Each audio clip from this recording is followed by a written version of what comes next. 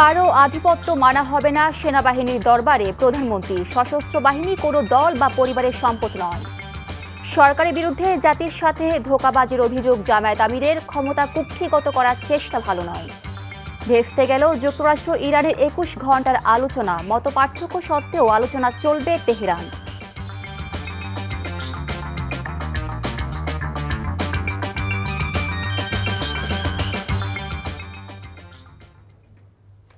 আসসালামু আলাইকুম। ইসমত মিলি স্বাগত জানাচ্ছি এনটিভির দুপুরের খবরে। গ্রাউন্ড সিমেন্ট শিরোনাম দেখছিলেন, এবার পুরো খবর। কারো আধিপত্য মেনে নেওয়া হবে না জানিয়ে প্রধানমন্ত্রী তারেক রহমান বলেছেন, সশস্ত্র বাহিনী কোনো দল, ব্যক্তি বা পরিবারের সম্পদ নয়। তিনি বলেন, কেউ এদেশকে আর তাবেদার রাষ্ট্রে পরিণত করতে পারবে না। পেশাদারিত্ব আপোষ না করার আহ্বান জানিয়ে প্রধানমন্ত্রী বলেন, সবাই ঐক্যবদ্ধ থাকলে কাঙ্ক্ষিত দেশ গড়ে তোলা সম্ভব। সশস্ত্র বাহিনীর দরবারে অংশ নিয়ে তিনি এসব কথা বলেন। হাসান মাহমুদের রিপোর্ট।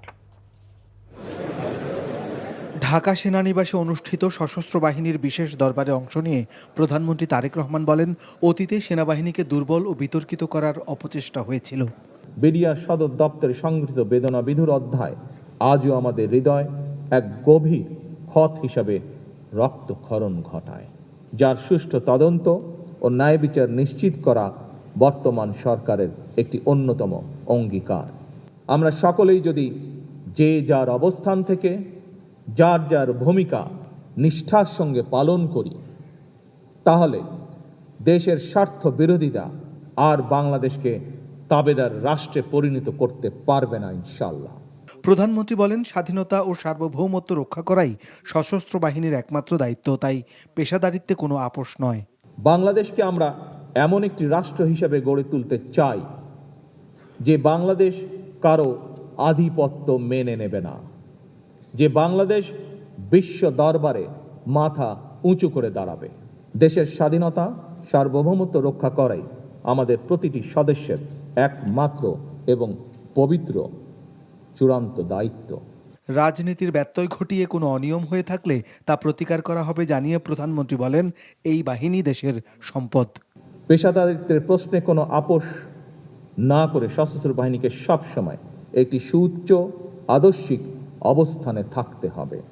আপনারা সংবিধান, শপথ, শৃঙ্খলা এবং কমান্ডের প্রতি অবিচল থাকবেন। আপনারা দল মতের ঊর্ধ্বে থেকে কেবল বাংলাদেশকে ধারণ করবেন। সেনা, নৌ ও বিমান বাহিনীর আধুনিকায়নে শহীদ প্রেসিডেন্ট জিয়াউর রহমানের অবদানের উল্লেখ করে প্রধানমন্ত্রী বলেন, তার সরকারের দেয়া সব প্রতিশ্রুতি বাস্তবায়ন করা হবে। শুধুমাত্র আর্থসামাজিক কর্মসূচি নয়, রাষ্ট্র মেরামতের লক্ষ্যে বিএনপি সরকার জুলাই সনদ স্বাক্ষর করেছিল। যেভাবে সনদ স্বাক্ষর করা হয়েছে, বর্তমান সরকার স্বাক্ষরিত সনদের প্রতিটি দফা যথাযথভাবে বাস্তবায়ন করতে বদ্ধপরিকর। জুলাই অভ্যুত্থানে সশস্ত্র বাহিনীর ভূমিকার প্রশংসা করে প্রধানমন্ত্রী আশাবাদ ব্যক্ত করেন, জাতীয় নির্বাচন সহ গুরুত্বপূর্ণ সময়ে বাহিনী স্বচ্ছ ও পেশাদারিত্ব বজায় রাখবে। Hasan Mahmud, NTV news, Dhaka.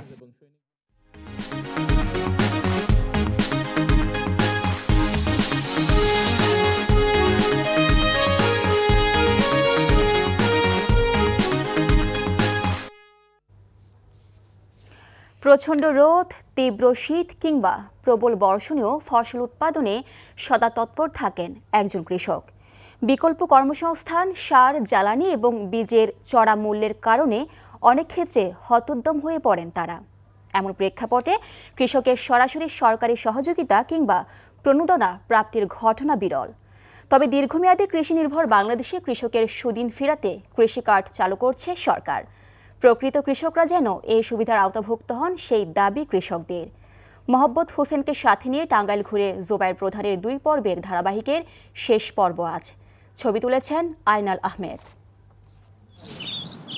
ভোরের আলো ফোটার আগেই শুরু হয় শফিকুল মিয়ার পরিবারের দিন।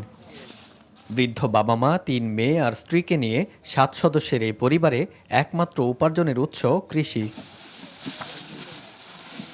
সংসারের খরচ, সন্তানদের পড়াশোনা সবকিছুর দায়িত্ব একজনের কাঁধে। বছরের পর বছর চাষাবাদ করেও কখনো লাভ, কখনো লোকসান, এই হিসাবেই চলছে জীবন। কিন্তু খরচ আর অনিশ্চয়তার চাপে প্রায় দুশ্চিন্তায় কাটে তাদের দিন। শ্বশুর শাশুড়ি খাইবার দিন আগে নিজেরা খায়, 7 জন মানুষ খায় নালা, এক পিন্ডার কামাই। মেয়ে এবার গাইড কিনে দিবার পয়সাতে 2000 টাকা লাগবো। এই যে কতদিন ধরে খোসামুদ্দি করতে দিহার সাথে না। পারিবারিক সূত্রে 30 বছর ধরে আগাগোড়া কৃষিকে ধারণ করা এই কৃষক এত বছরেও পাননি সরকারি কোনো সুবিধা। একাই কাজ করে 3 পোলা পড়াই, মা বাবা ভাত খাওয়াই, আবার খেত খামারে কাজ করি। এত বছর সরকার গঠন করতে কোনো সরকার সার বিষ কিছু দেয় নাই। শফিকুল মিয়ার মতোই একই এলাকার কৃষক ইয়াদ আলী ও শহর আলীর গল্পটাও একই রকমের। এমন বাস্তবতায় কৃষকদের তালিকা তৈরি করে সরাসরি সহায়তা দিতে সরকার উদ্যোগ নিয়েছে কৃষক কার্ড প্রদানের। এই কার্ডকে ঘিরে এবার আশায় বুক বেঁধেছেন টাঙ্গাইলের কৃষকরা। কার্ড দিলে আমাকে চলার জন্য ফিরে মনে করেন উদ্যান করলে যদি সরকার করে আমাকে অন্যের জন্য ভালো, সরকারের ফিরে আমাকে যদি হেলি করে তাহলে আমাকে অনেক ভালো। কার্ডপুট দিলে আমরা মানে জানি ভালোভাবে চলতে পারি। 50 বছর ধরে কৃষিকাজ করি, কোনো সরকারের সাথে কোনো সহযোগিতা পাইনি। এখন এই অবস্থায় সুখে দুঃখে মানে তবু আমরা কাজ করতেছি। মানে সরকারের আশ্বাস দিলে আমাকে দিলে ভালো, আর দিলে আরও ভালো। একদিকে কৃষিতে উৎপাদন খরচ বাড়ছে, অন্যদিকে পাওয়া যাচ্ছে না উৎপাদিত ফসলের ন্যায্য মূল্য। এমন পরিস্থিতিতে বিএনপি সরকারের প্রতিশ্রুত কৃষক কার্ডকে আশার আলো হিসেবে দেখছেন এই অঞ্চলের কৃষকরা। কৃষক কার্ডের আওতায় আসবে দেশের 1,65,00,000 কৃষক।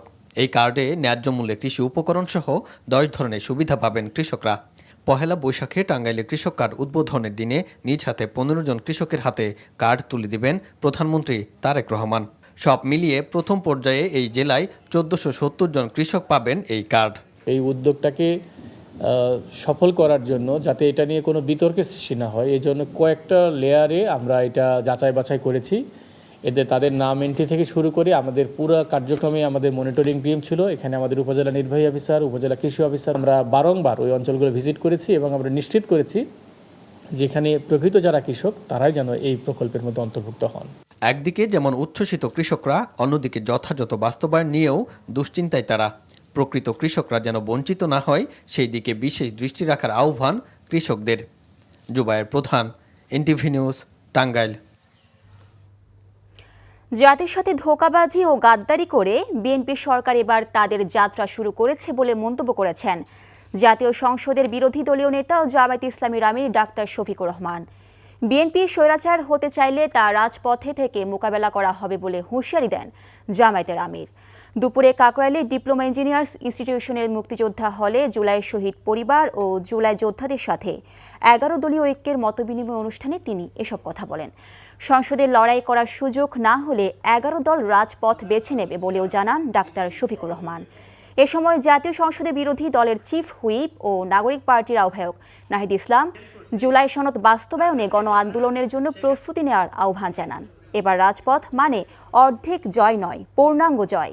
জুলাই শহীদ ও আহত পরিবার অবিলম্বে জনগণের গণভোটের রায় মেনে জুলাই সনদ বাস্তবায়ন করার দাবি জানান।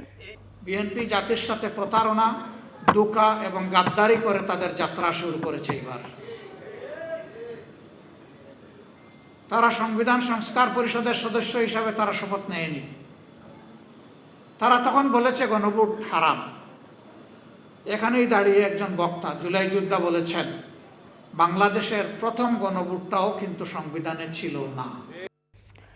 গতকাল কণ্ঠশিল্পী কনক চাপার সাথে খারাপ আচরণ করার ঘটনায় দুঃখ প্রকাশ করেছে বিএনপি সিনিয়র যুগ্ম মহাসচিব রুহুল কবির রিজভী। যারা তার সাথে দুর্ব্যবহার করেছেন তাদের বিরুদ্ধে সাংগঠনিক ব্যবস্থা নেওয়া হবে বলেও জানান রিজভী। সকালে সংরক্ষিত নারী আসনের মনোনয়ন ফর্ম জমা ও সংগ্রহের শেষ দিনের কর্মসূচিতে সাংবাদিকদের সাথে আলাপকালে তিনি একথা বলেন। যারা কনক চাপার সাথে দুর্ব্যবহার করেছে তাদের বিরুদ্ধে ব্যবস্থা নেবে দল। বলেন, অতীতে যারা দলের জন্য ত্যাগ স্বীকার করেছেন কিংবা বিভিন্নভাবে আন্দোলন সংগ্রামে ভূমিকা রেখেছেন তাদেরকে মূল্যায়ন করা হবে। সংরক্ষিত নারী আসনে মনোনয়নপত্র জমা ও সংগ্রহের শেষ সময় আজ রাত 8টা পর্যন্ত।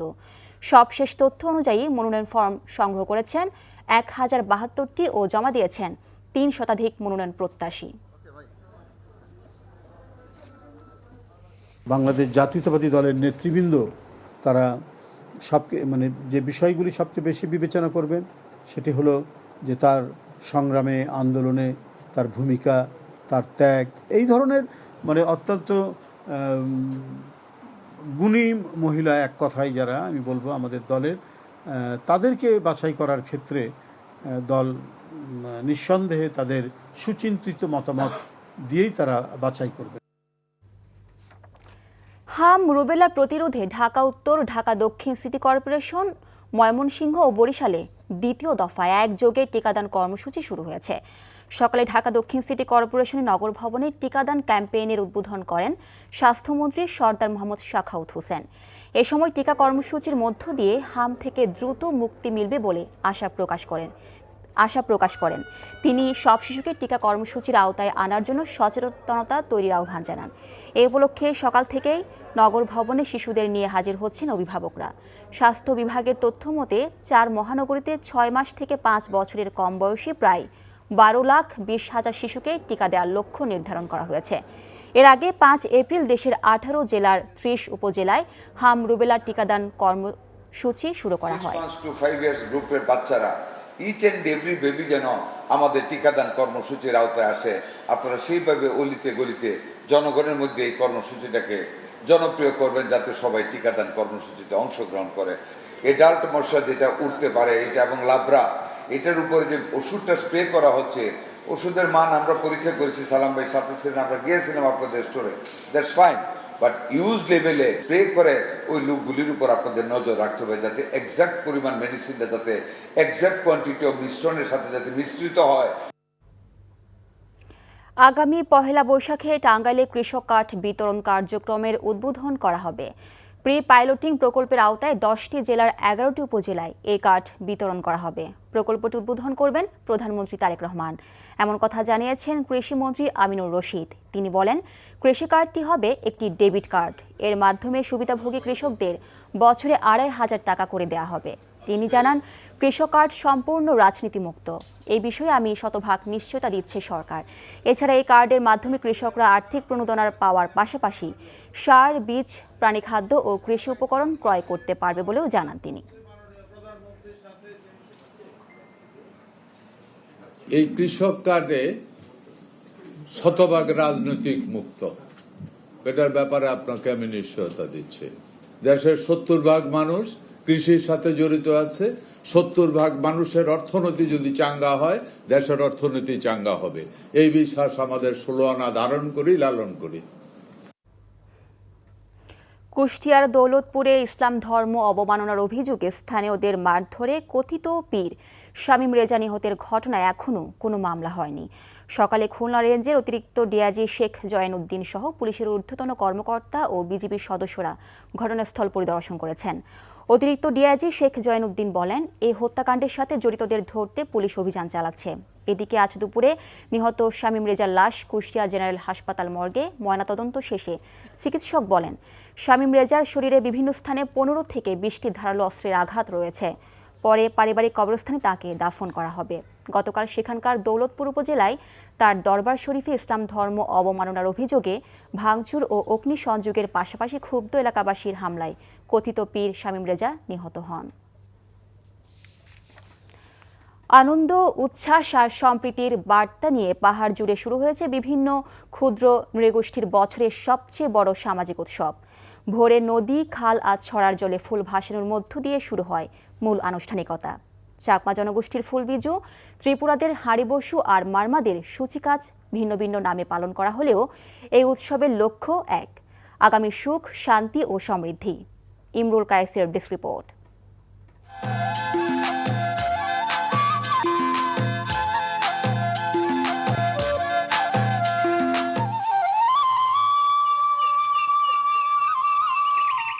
ভোরের সূর্য তখনও পাহাড়ের চূড়ায় আলতো পরশ বুলিয়ে দিচ্ছে।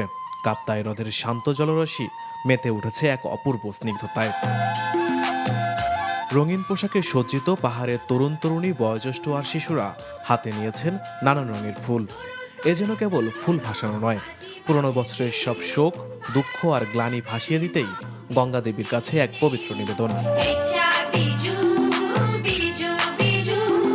রাঙামাটির রাজবন বিহার ঘাট, গর্জনতলি কিংবা কেরানি পাহাড়, প্রতিটি প্রান্তেই আজ মানুষের ঢল।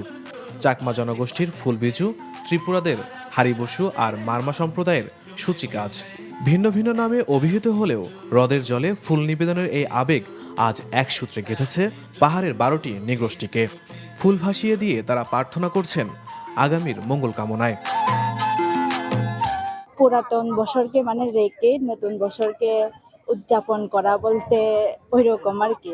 আমাদের পরিবারে যাতে সবাই আমরা ভালো থাকি, আমরা উপকূত বুদ্ধ এবং মা গঙ্গিমার উদ্দেশ্যে আমরা ফুল ভাসাই যাতে সবাই ভালো থাকি। নদী ছড়ায় ফুল পূজা ও ফুল ভাসানোর মধ্য দিয়ে পার্বত্য চট্টগ্রামের পাহাড়ি জনগোষ্ঠীদের বর্ষবরণ উৎসব বিজু সাংগ্রাই বৈশুর মূল আনুষ্ঠানিকতা শুরু হয়েছে খাগড়াছড়িতে।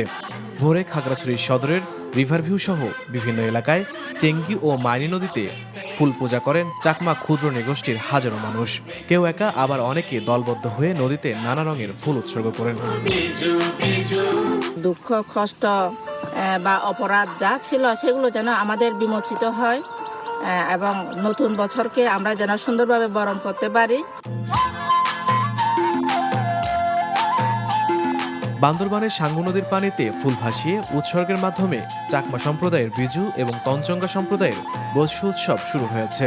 ফুল সংগ্রহ করে তার একটি অংশ গৌতম বুদ্ধের মন্দিরে উৎসর্গ এবং আরেকটি অংশ বালাঘাটা পুরানো নদীঘাট এলাকায় গঙ্গা মায়ের উদ্দেশ্যে ফুল ভাসান চাকমা তঞ্চঙ্গা সম্প্রদায়ের তরুণ তরুণী, শিশু কিশোর এবং বিভিন্ন বয়সের শত শত নারী পুরুষ।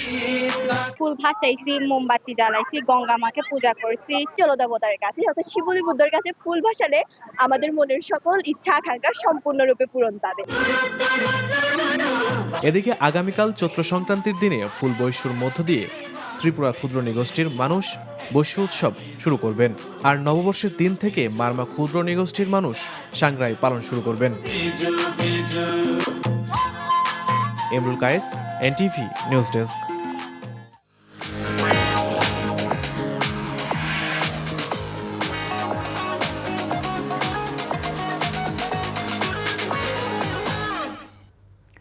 মার্কেন্টাইল ব্যাংক অর্থনীতির খবর। মধ্যপ্রাচ্য সংকট দীর্ঘায়িত হলে দেশের রেমিটেন্স আয় চাপে পড়তে পারে বলে আশঙ্কা প্রকাশ করেছেন তথ্যমন্ত্রী জহির উদ্দিন স্বপন। এ অবস্থায় জনশক্তি রপ্তানির বিকল্প উৎস খুঁজতে সংশ্লিষ্ট মন্ত্রণালয়গুলোর প্রতি আহ্বান জানান তিনি। সকালে শীর্ষ রেমিটেন্স আহরণকারী ব্যাংকগুলোকে পুরস্কৃত করতে centre for non resident Bangladesh আয়োজিত অনুষ্ঠানে এসব কথা বলেন তিনি। তামজিদ সুমনের রিপোর্ট। বাংলাদেশের রেমিটেন্স প্রবাহ এই মুহূর্তে দ্বিমুখী পরিস্থিতির মাঝে আছে। 2024-25 অর্থবছরে যখন দেশের রেকর্ড পরিমাণ রেমিটেন্স এসেছে প্রায় $32.8 বিলিয়ন, একই সময়ে মধ্যপ্রাচ্যের চলমান ভূ রাজনৈতিক অস্থিরতা দীর্ঘমেয়াদে এই আয়ের উপর ঝুঁকির ছায়া পড়েছে। এমন বাস্তবতায় প্রবাসীদের পাঠানো রেমিটেন্স যেসব ব্যাংকে আসছে তাদের মধ্যে সেরাদের সম্মাননা জানাতে সেন্টার ফর নন রেসিডেন্ট বাংলাদেশের এই আয়োজন, যেখানে এবছরের সেরা রেমিটেন্স গ্রহণকারী ব্যাংকের পুরস্কার পায় পূবালী ব্যাংক। অনুষ্ঠানে মধ্যপ্রাচ্যে চলমান যুদ্ধ ও অস্থিরতার পাশাপাশি সামনে আসে বিদেশে বাংলাদেশি দূতাবাসের ভূমিকা, বিশেষ করে বিপদে পড়া প্রবাসীদের দ্রুত আইনি সহায়তা ও কর্মসংস্থান সুরক্ষায় সক্রিয়তার ইস্যু। দেশের বাইরে যারা আছেন সেইখানে আমরা বিগত দিনগুলোতে দেখেছি রাজনৈতিক বিবেচনায় একেবারেই প্রতিষ্ঠিত সম্মানিত মানুষ নানানভাবে নাজেহাল হয়েছে বিভিন্ন দেশে। তো বাংলাদেশে আশা করি ভবিষ্যতে সেই অধ্যায়টা বা সেই পরিস্থিতিটা অন্তত আমাদের সরকার দ্বারা হবে না। এই যুদ্ধের অবস্থায়, যে যুদ্ধ এখন চলছে, বাংলাদেশকে তারা একটি বন্ধু রাষ্ট্র হিসেবে গণ্য করছে এবং আমাদের যে রেমিটেন্স যোদ্ধারা যারা বিদেশে আছে তারা যেন সুরক্ষিত থাকতে পারে, তারা যেন নিরাপদে থাকতে পারে, সেটা কিন্তু ওই দেশগুলো দেখছে এবং আমাদের মিশনগুলো কিন্তু সেই লক্ষ্যে 24/7 কাজ করছে। এখন আমাদের ব্র্যান্ডিং আমরা কিভাবে করতে পারি? আমাদের ব্র্যান্ডিং আরেকভাবে হচ্ছে, সেটা হচ্ছে আমরা হিউম্যানিটেরিয়ান গ্রাউন্ডে। দেশের রিজার্ভ ও অর্থনৈতিক স্থিতিশীলতা টিকে আছে মূলত রেমিটেন্সের উপর, সেটি জানিয়ে যুদ্ধের প্রভাবে শঙ্কা জানান তথ্যমন্ত্রী। মধ্যপ্রাচ্যের যুদ্ধ সংকট যদি খুব দীর্ঘায়িত হয়, দেখা যায় যে তারা রিক্রুটমেন্ট বন্ধ করে দেয়, ফলে সেখানে কিন্তু এটা ঝুঁকির মধ্যে আমরা আছি। আভ্যন্তরীণ উৎপাদনের এই দক্ষ জনবলেরটাকে কাজে লাগানো, এটাকে ব্র্যান্ডিং করে ইনভেস্টরদেরকে নিয়ে আসা, জনবলের শক্তিকে দক্ষতা বৃদ্ধি করা এবং যেখানে যেখানে তারা মানব সম্পদ রপ্তানি করা হবে সেই সব দেশগুলিতে কূটনৈতিক সম্পর্কটাকে বাড়ানো এবং সেখানে আরও বেশি বেশি রপ্তানি করার সুযোগ বাড়ানো। মধ্যপ্রাচ্যের যুদ্ধের কারণে শ্রমবাজার সংকুচিত হওয়ার ঝুঁকি তুলে ধরে বক্তারা বলেন, সঠিক পদ্ধতিতে জনশক্তি পাঠানোকে গুরুত্ব দিতে হবে। বন্ধ করতে হবে হুন্ডি আর অবৈধভাবে জনশক্তি পাঠানো। Tamjid Suman, NTV news, Dhaka. ভারতের কিংবদন্তি সঙ্গীত শিল্পী আশা ভোসলে আর নেই। আজ রোববার মুম্বাইয়ের ব্রিজ ক্যান্ডি হাসপাতালে চিকিৎসাধীন অবস্থায় শেষ নিঃশ্বাস ত্যাগ করেন তিনি। মৃত্যুকালে তার বয়স হয়েছিল 92 বছর।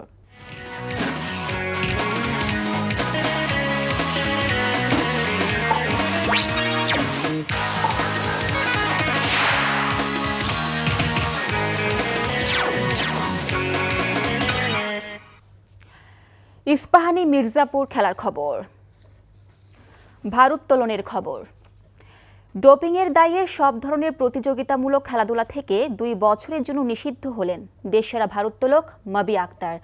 ঘটনার সূত্রপাত হয় গত বছর সৌদি আরবের রিয়াদে অনুষ্ঠিত ইসলামিক সলিডারিটি গেমসের সময়।